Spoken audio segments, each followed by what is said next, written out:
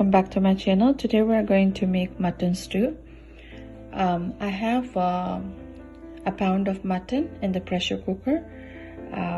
I'll actually boil that with just water, plain water, for 5 whistles. And over here I have 2 cups of carrot, 1 cup of potatoes diced into small pieces, 1 medium-sized onion chopped fine pieces, 2 green chilli, 2 teaspoons of ginger, and for the tempering I have 1 tablespoon of fennel seed and bay leaves and garam masala.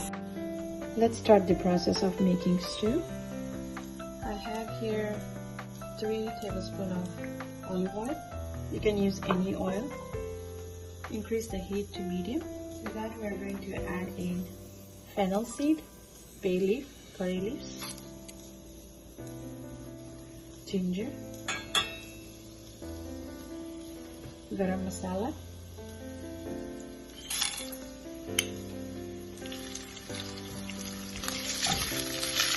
let's add onions and green chilies,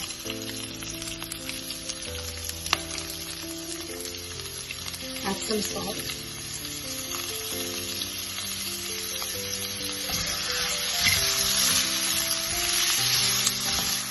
once you can see that the onions have become faint, you're going to add in the vegetables.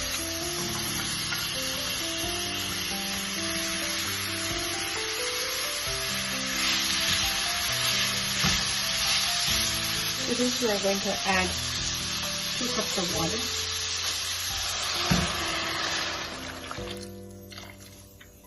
Increase the heat to medium and cover and cook for 5 minutes. So let's check.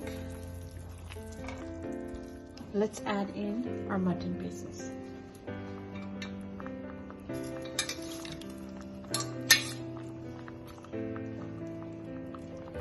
Let's mix it well.